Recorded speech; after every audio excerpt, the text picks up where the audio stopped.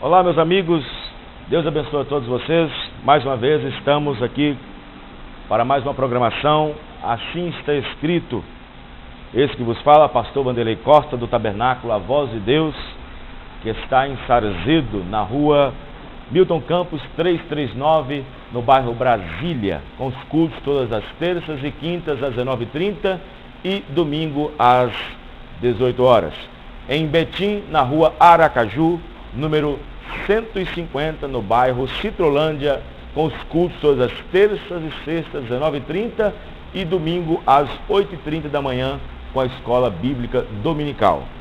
Que Deus possa abençoar todos vocês, meus ouvintes, a todos que estão nos acompanhando com esses estudos. Nós estamos entrando hoje com o estudo de número 5 da programação Assim Está Escrito.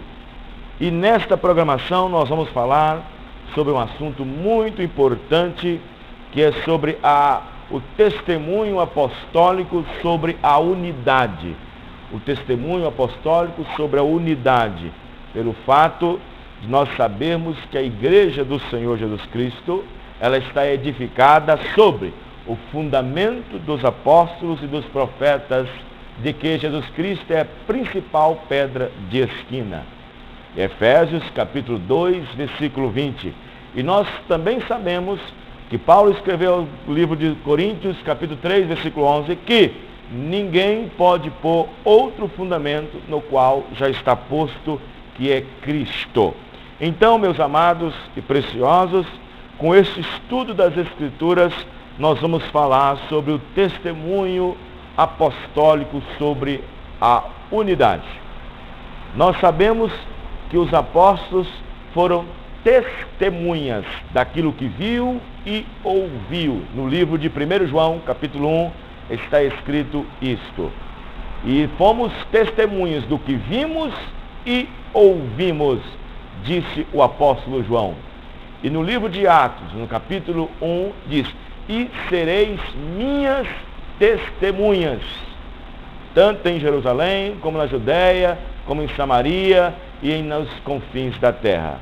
Então, os apóstolos que estavam com o Senhor Jesus testemunharam de sua grande palavra sendo revelada no nosso meio, e também testemunharam, não somente testemunharam, mas testificaram. Mas não somente testificaram, mas como deixaram escrito para nós, para o nosso conhecimento, através do Espírito Santo, revelando-nos a palavra, porque a palavra é necessário que Deus abra o nosso entendimento, assim como Deus abriu o entendimento dos discípulos para compreenderem as Escrituras.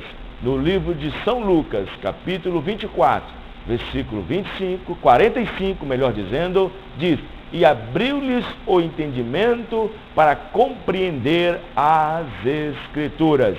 E abrindo o entendimento deles, eles compreenderam quem era aquele Jesus que estava no meio deles.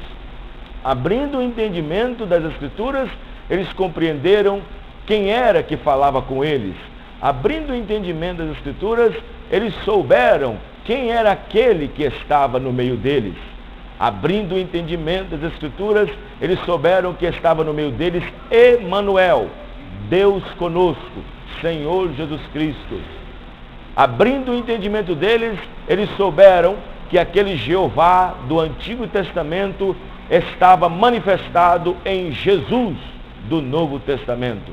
Apenas um testemunho apostólico de como Deus abriu o seu entendimento. E a igreja é edificada no fundamento dos apóstolos, pela qual Jesus Cristo é a principal pé de esquina.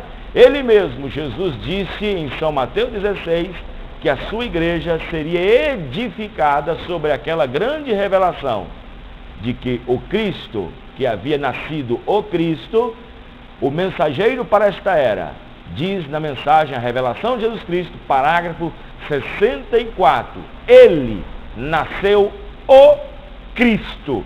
Nasceu o Cristo. Parágrafo 64, Revelação de Jesus Cristo.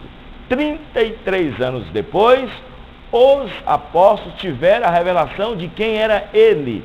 E então Pedro, tomando a palavra, Mateus 16, diz: tu és o Cristo. Mas ele já tinha nascido o Cristo, conforme o mensageiro para esta era, parágrafo 64 da mensagem, a revelação de Jesus Cristo.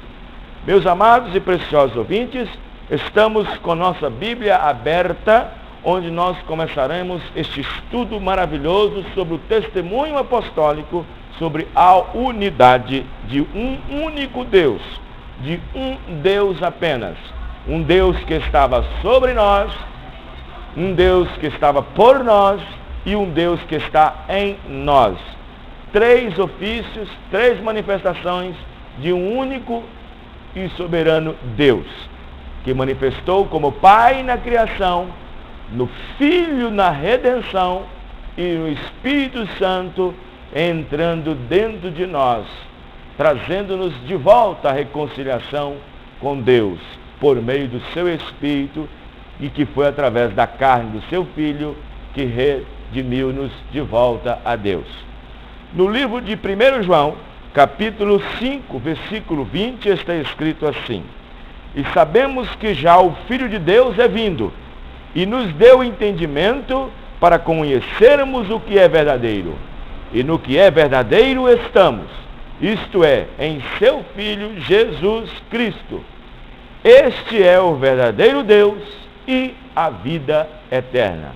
E no livro de Judas, no versículo 4, está escrito assim: porque se introduziram alguns que já antes estavam escritos para este mesmo juízo, homens ímpios que convertem em dissolução a graça de Deus e negam a Deus, único dominador e Senhor nosso, Jesus Cristo.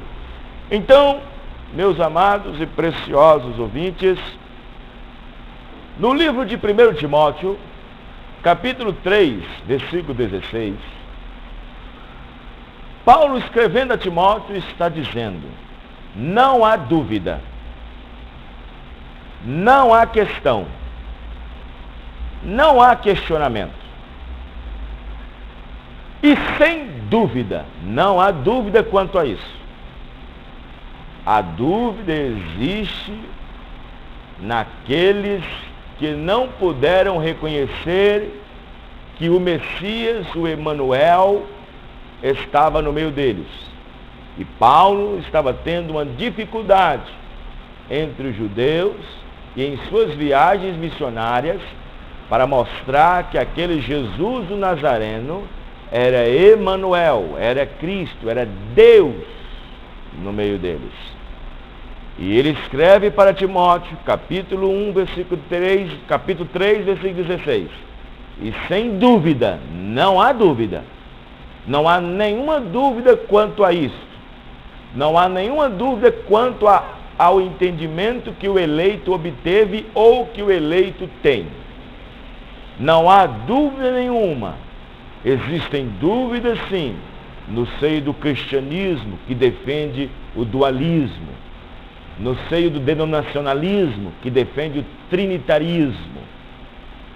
Há dúvida nesses aspectos doutrinários e maneiras e formas e dogmas e sistemas e tradições. Mas Paulo faz menção a Timóteo, dizendo: sem dúvida, não há dúvida alguma. Grande é o mistério da piedade. Aquele mistério, aquele Deus que não podia ser visto, aquele Deus que não podia ser tocado, aquele Deus, em sua essência, Deus é Espírito. Evidentemente que Deus nunca nasceu, nunca morreu, nunca cresceu, nunca envelheceu, porque Ele é eterno. Em sua essência, Deus é Espírito.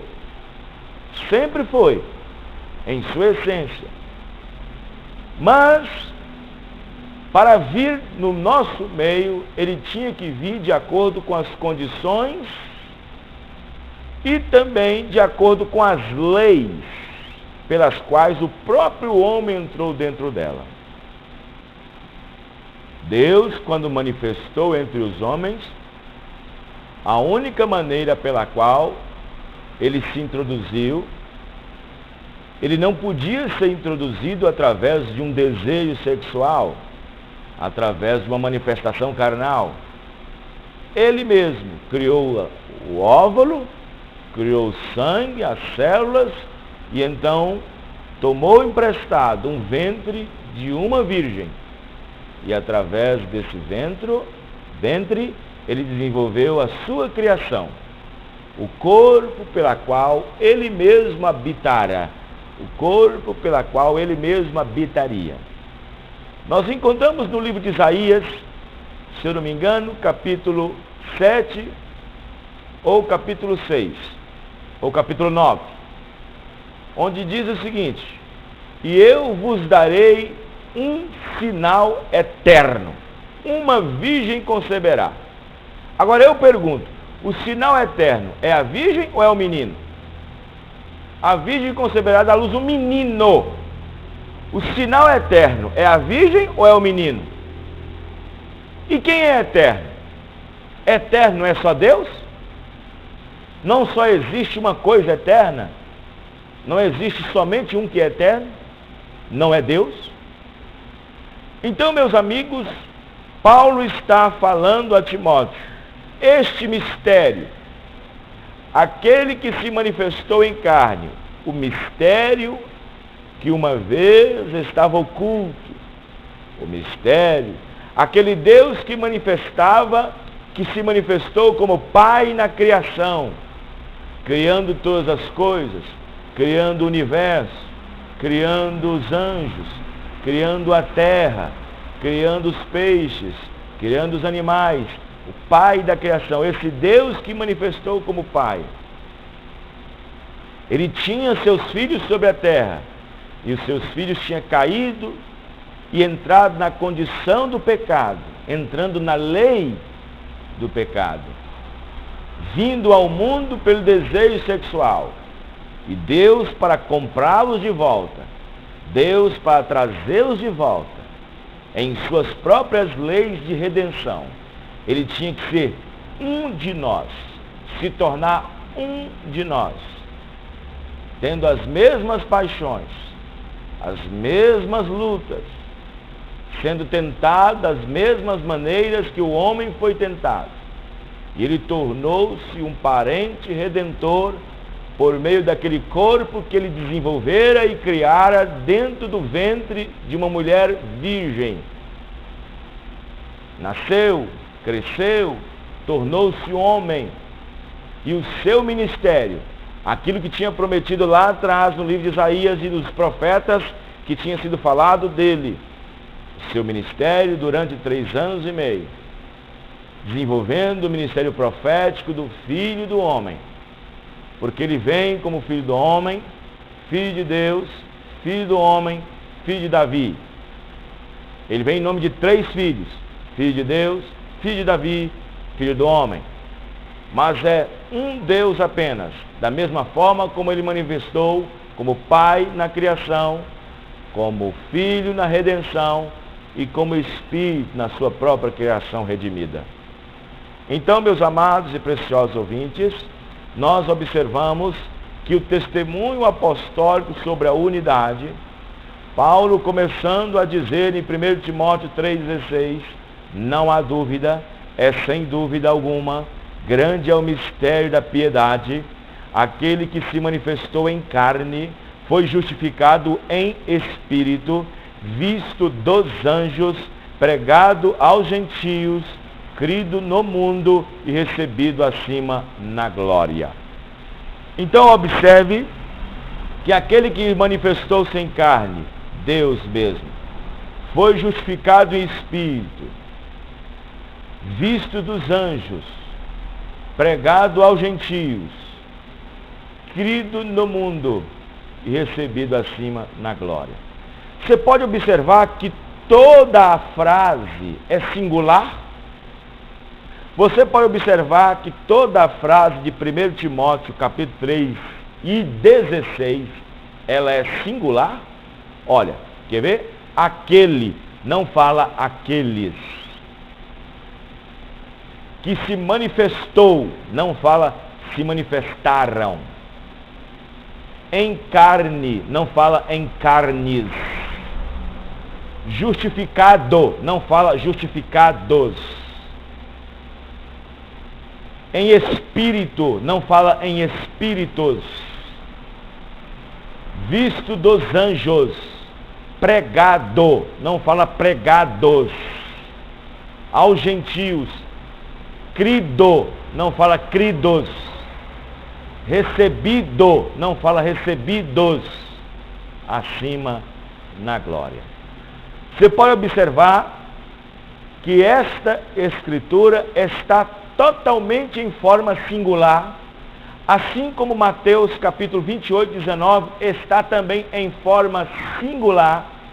Ide, portanto, ensinai todas as nações, batizando-as em nome, não fala nomes no plural, nome no singular, Pai, Filho e Espírito Santo. Mas nós vamos ensinar mais na frente, com os nossos estudos posteriores, nós vamos explicar que Pai não é nome, é um título, que Filho não é nome, é um título, que Espírito Santo não é nome, é um título, mas em sua essência Deus é Espírito. Nós vamos explicar tudo isso, porque esta grande revelação, este grande mistério da piedade, não mistério da trindade, nada disso. Mistério da piedade, não mistério da trindade. Deus é um. Não três pessoas ou três personalidades formando um Deus, mas um Deus com três ofícios grandes, maiores, como Pai, como Filho e como Espírito Santo. Um Deus em três atributos, formando um Deus. Pai, Senhor, Filho, Jesus, Cristo, o Espírito Santo. Então, Paulo dando testemunho apostólico sobre a unidade. E sem dúvida alguma, veja que coisa, que maravilha. Você tem dúvida quanto a isso? Você tem dúvida quanto a isto, meu amigo, minha amiga, que está ouvindo o programa Assim Está Escrito?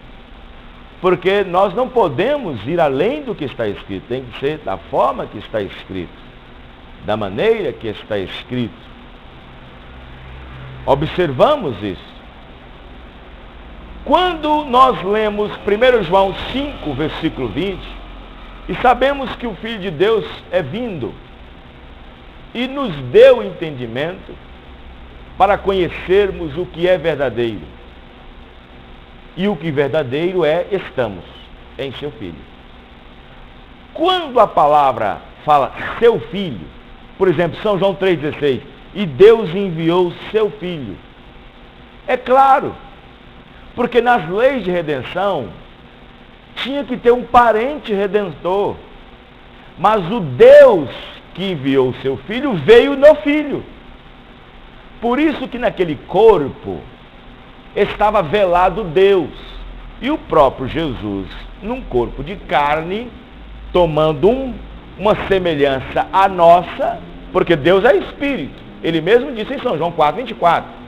Mas tomando uma semelhança à nossa, como humano, ele estava limitado no sentido de agir sob sua essência. Mas ele dizia, não sou eu quem faz as obras, mas o meu Pai que está dentro de mim é quem faz.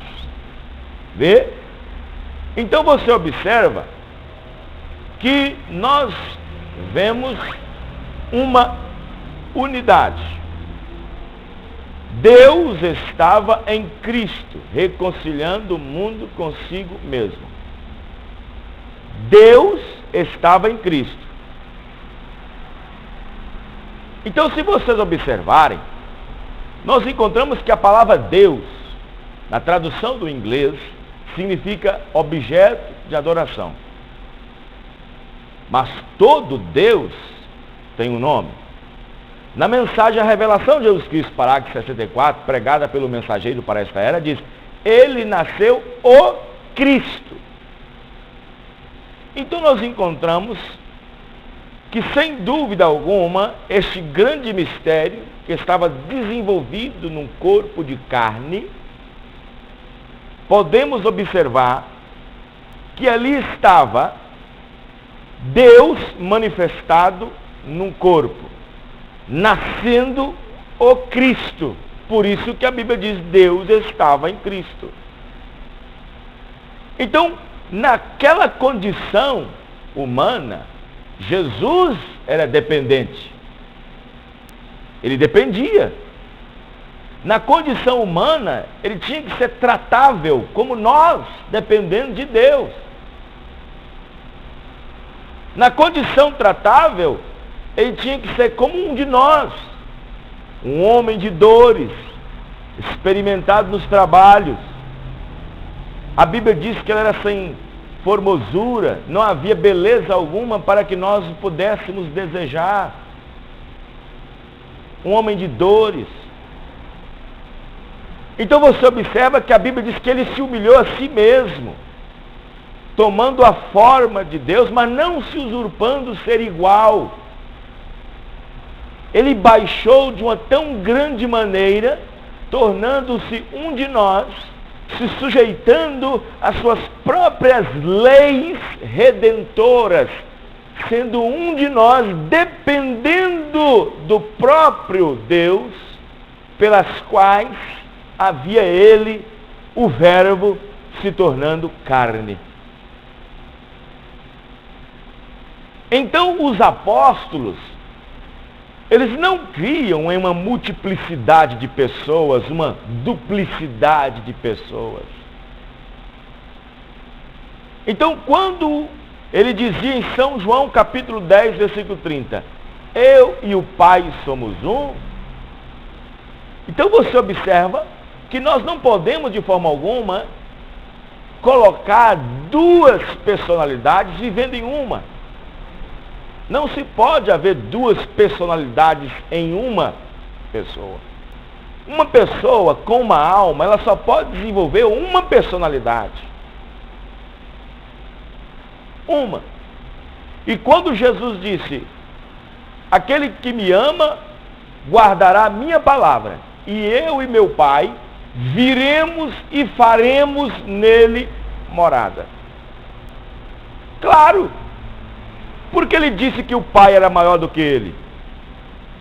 O Pai era maior do que ele porque no ofício de Pai ele criou tudo. Mas no ofício de Filho dependia totalmente do Pai.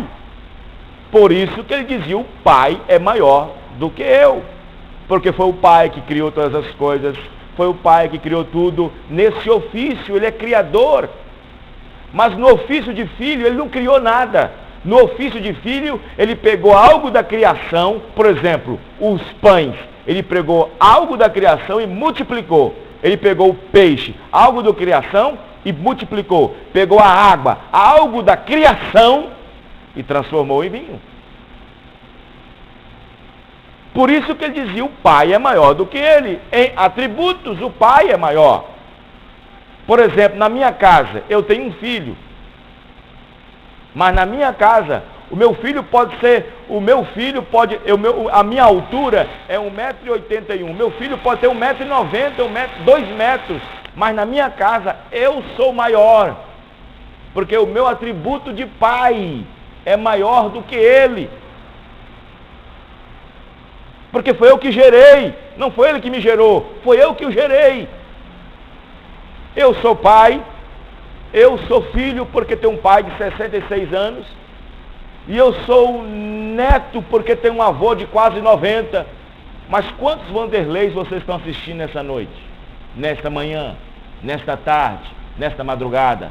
Sei lá a hora que você vai acessar ou vai ver o vídeo. Quantas pessoas você está vendo? Eu só posso desenvolver uma personalidade que Deus me deu numa alma. Mas eu posso desenvolver vários atributos, posso desenvolver vários ofícios, eu posso formar para advogado, ser um juiz, ser um professor, ser um professor, ser um promotor, eu posso ser todos esses ofícios, mas sendo uma pessoa só. eu posso ser professor de manhã numa escola pública, eu posso ser um juiz à tarde no fórum, e eu posso ser um promotor à noite. E eu não sou 3 pessoas, eu tenho 3 ofícios que cabe uma pessoa. 3 ofícios de Pai, Filho e Espírito Santo, habitando num corpo chamado Senhor Jesus Cristo. Então, meus amados e preciosos ouvintes, esta mensagem, nesta programação, que nós acabamos de mostrar, evidentemente que eu não explorei totalmente as Escrituras, porque o nosso espaço é muito pequeno, 30 minutos apenas para nós falarmos. Mas se você quiser mais detalhes sobre a doutrina apostólica, sobre a doutrina da Bíblia, a forma em que Deus estabeleceu na sua palavra, a forma em que Deus estabeleceu, não que a gente queira brincar, porque quando a palavra de Deus está sendo pregada, não é motivo de brincadeira, porque estamos falando de Deus e sua palavra. Mas uma determinada pessoa perguntou para mim o seguinte, assim: Pastor Vanderlei, que dia que sua igreja foi inaugurada? Que dia que ela foi inaugurada? Que dia que ela foi fundada? Eu, num tom de brincadeira, mas sério ao mesmo tempo, porque às vezes eu brinco, e eu não sou muito carismático. E eu disse para ele assim: olha, a minha igreja foi fundada há 2000 anos atrás. Aí ele falou assim: mas peraí, foi fundada há 2000 anos atrás? Eu disse: sim. Um tom de brincadeira, mas ao mesmo tempo sério. Mas peraí, sua igreja foi fundada há 2000 anos atrás? Sim. Que dia? Lá no dia de Pentecostes. Mas por quê? Porque a nossa doutrina é a mesma dos apóstolos. A nossa mensagem é a mesma dos apóstolos. Se os apóstolos pregavam um Jesus Nazareno, a qual esteve com eles, e Jesus Cristo disse que viria para buscar a igreja, ele tem que buscar a mesma que ele deixou. Ele não tem que buscar outra igreja porque os mundos modernos mudaram, porque as pessoas mudaram e viraram essa modernidade eclesial, essa modernidade evangélica, por vários termos teológicos e assim por diante. Ele vai buscar a mesma igreja que ele deixou, fundamentada na ordem apostólica. No livro de Atos diz, em 2:43, e perseveraram na doutrina dos apóstolos. Então, eu brinquei com ele dizendo: olha, a minha igreja foi fundada há 2000 anos atrás. Aí ele disse: mas por quê? Porque nós pregamos a mesma coisa que os apóstolos pregavam. Porque Jesus Cristo é o mesmo ontem, hoje e eternamente. Se ele é Deus, ele é o mesmo ontem. Se ele é Deus, ele é o mesmo hoje. Se ele é Deus, ele vai ser eternamente. O que ele exigiu lá, ele exige hoje. Ele não vai mudar porque o mundo mudou. Ele não vai mudar porque a tecnologia avançou. Ele não vai mudar porque o homem ficou mais inteligente, ele continua sendo Deus. Então disse para ele: a minha igreja foi fundada há 2000 anos atrás. Se os apóstolos batizam em nome de Jesus Cristo, nós também batizamos. Se os apóstolos tomavam Santa Ceia com lava-pés e vinho, também fazemos a mesma coisa. Se os apóstolos não criam que a mulher deveria ser pregadora, pastora, missionária, diaconisa, nós também pregamos. Tudo que os apóstolos pregavam, nós pregamos. Tudo que eles criam, nós cremos. Tudo que eles praticavam, tentamos praticar. Então, meus amigos, amados, irmãos, se vocês quiserem ouvir mais sobre esses sermões, conhecer mais sobre esse assunto, você pode acessar o nosso site www.ofundamentodafe.com.br. Você pode acessar o site, lá tem as mensagens em áudio, mensagens evangelísticas, vídeos, tudo o que você precisa para poder seguir, para poder ter mais um conhecimento sobre isso. E se você deseja nos visitar, fazer uma visita, é só ir nesses seguintes endereços que nós falamos no princípio da mensagem, no princípio da pregação. Que Deus possa abençoar suas vidas, que Deus possa abençoar suas almas, que o Espírito Santo possa suprir todas as vossas necessidades, no nome do Senhor Jesus Cristo, aquele que era, que é e que há de vir, o Todo-Poderoso. Deus abençoe a todos, no nome do Senhor Jesus, e até a próxima programação. Deus abençoe.